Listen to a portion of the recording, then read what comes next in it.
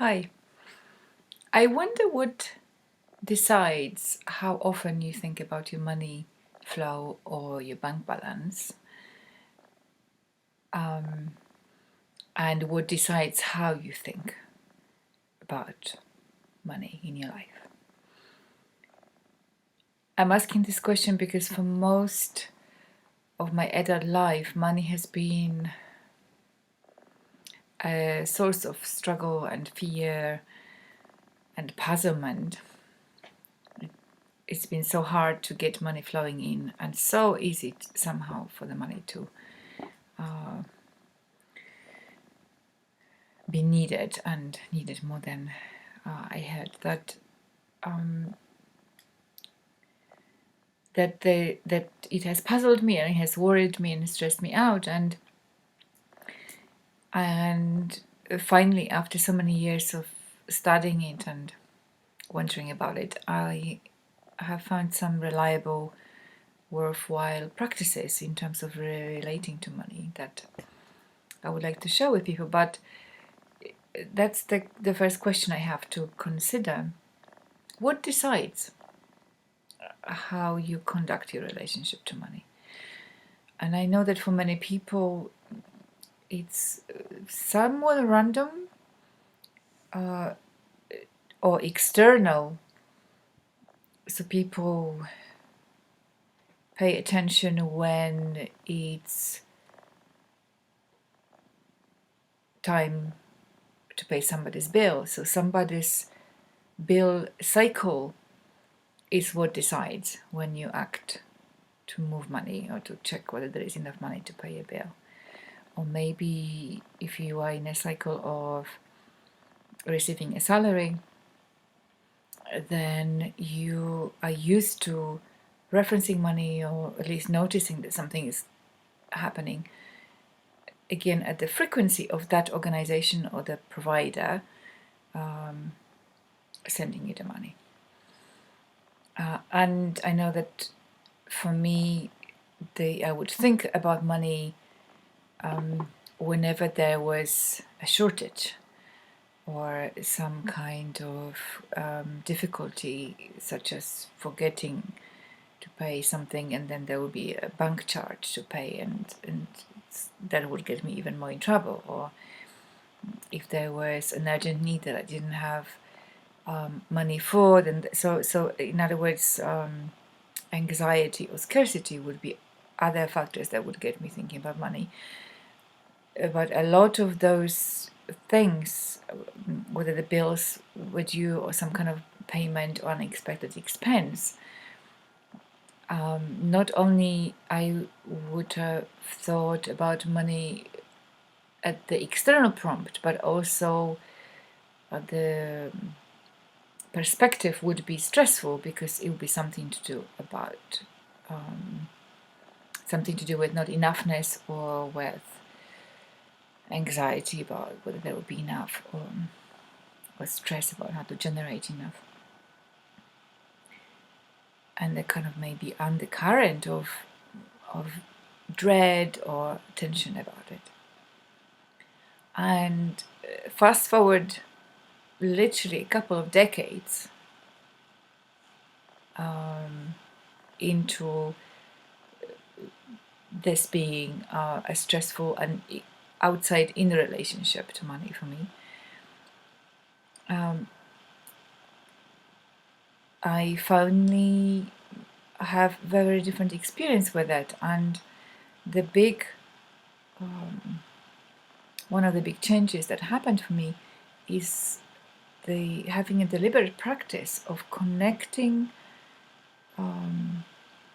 checking in with my money flow, or with my money choices, or indeed money numbers, regularly as a deliberate practice, and at the frequency that is supportive to my sense of orientation and comfort in this area, rather than other people's ideas about what I would do, or indeed other people's demands or requirements of my money. And that's what I wanted to plant a seed of possibility about for you, because there is an expression in Polish language, which is my mother tongue, that it's the eye of the owner that fattens the horse, or a kind of nearest hippie equivalent of that saying in English is perhaps a saying that what you focus on expands. And so in relation to money, if what you focus on is bills being due or overdue, or bank charges, or not enoughness, or losing sleep over expenses, or your bank balance, or the overall sense of dread around money being tight, or how hard it is to make money in our culture, and how easy it is to spend. If that's what your focus is about money, no wonder that the level of stress. All right, time for a 3-minute break. Is Here we go. What expands also in your relationship to money. And of course, it's harder to then pay attention or check in more regularly if what you're experiencing is stress. You're more likely to avoid it rather than check in regularly. And at the very least, I'd like to encourage you to consider focusing on your relationship to money in a more positive way. So focusing on your sense of choice, your sense of pausing to consider how to do things more wisely, or to meet more needs with the money you do have, to do it as often as you need in order to have clarity about where you are, and in order to perhaps make timely choices before things are due, are overdue, or to in order to give yourself enough time to create additional flow, or reduce the things where there is maybe a money leak, or things are being costing in a way that is not necessary. And how often that might be for you, it's up to you. In my life, I now practice checking in with my money choices and numbers weekly, because I find that it makes that practice much simpler. If I do it often, I'm in the rhythm with doing it, and also I find that it really increases my sense of peace from knowing what's happening, and from making conscious, careful choices or caring choices about things. But for you, it could be once a fortnight. Once a month is possibly minimum, but the longer you leave it, the harder it is and longer it takes. So it's harder to get yourself into it if the intervals are too long. But really, consider making your own inside-out choice about how often you check in with this important area of life. Money is confused and dysfunctional in the way people deal with money in the culture a lot of the time. However, there is a degree of choicefulness about it that we have, and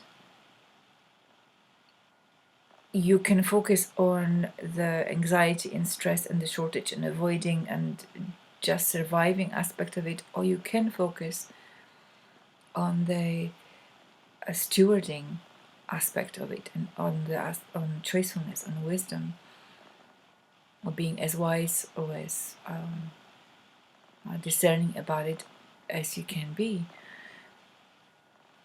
And I know which one I prefer.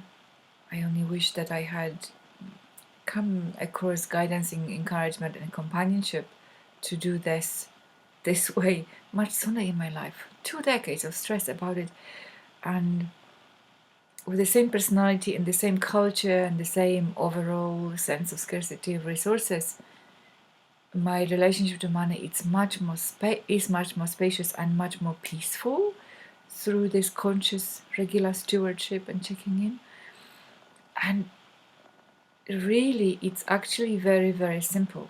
It's not money and figures and bank statements can be complicated, but the actual bottom line of what you need to check in with is very simple about what's coming in, what's going out, what's due. Is there anything you can do about things to be simpler, to be easier, to be more spacious? Any strategies about the payments or the income that you could possibly change and want to reach out to for advice or for help, things like that. I am actually thinking about starting a group with to help people get into this regular practice. So if you're interested in that, in companionship and little guidance for that, let me know.